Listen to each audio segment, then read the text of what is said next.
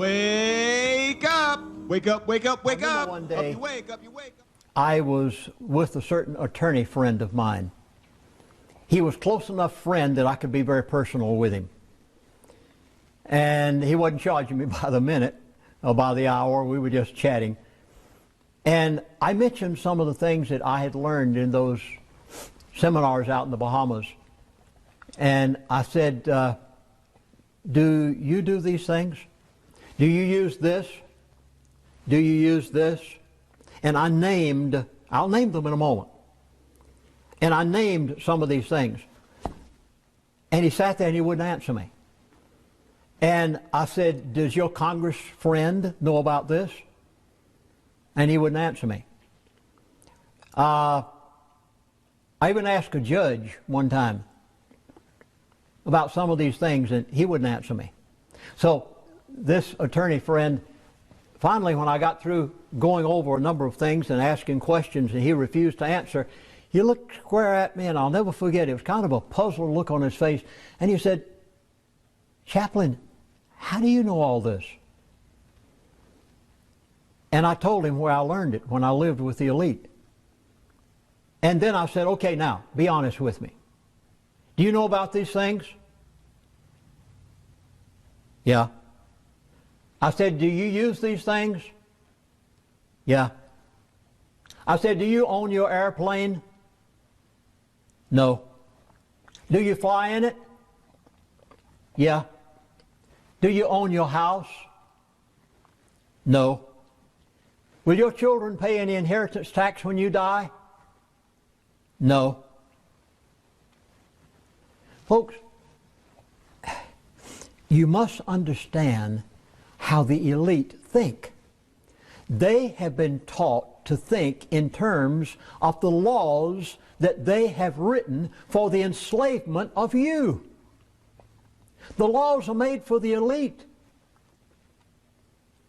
What Congress passes is for their benefit. Their attorneys write the laws. The congressmen never read them. And if some of the congressmen don't want to pass the bills vote for the bills because they're afraid that their constituents, will find out about it, the elite have a way, which I'll tell you about in a moment or two, of stepping in and getting them to vote for that bill. Let me go back again to the word control. The elite, the younger elite, are taught, and I heard them explain it in detail in these seminars, and I heard it from the elite themselves when I lived with them. They're taught never to own the coat on their back. Never own their house, never own their automobile, never own their penthouse where their business is. Never own their yacht, and never own their jet aircraft. And this one, I almost hesitate, but I have to give it. I've waited 35 years to never have any income. Did you hear that? They fly in that jet, but they don't own it. They drive that automobile, but it's owned in a trust, or their company supplies it to them. So when it comes down to the end, here it is. You've heard it. You've heard it all over the news lately. Tax the rich. Wall Street protest. I look at what's happening in the country and I say, if only you knew what I know. If you had the slightest idea what the elite, well, here it goes. The elite are not the slightest worried about a bill being passed to tax the rich. They're sitting back laughing at you. Why? They don't have anything to be taxed. Oh, you say, I never thought about that.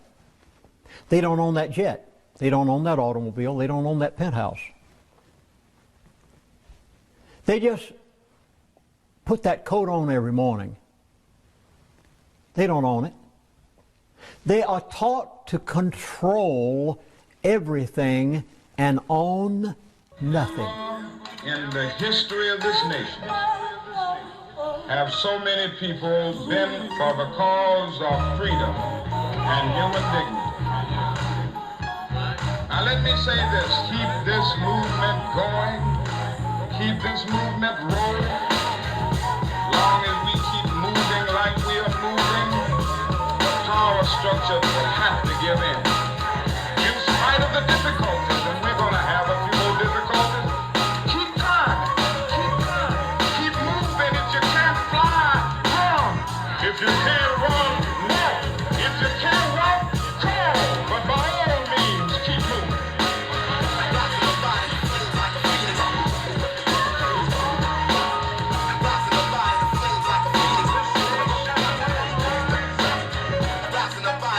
Like a phoenix.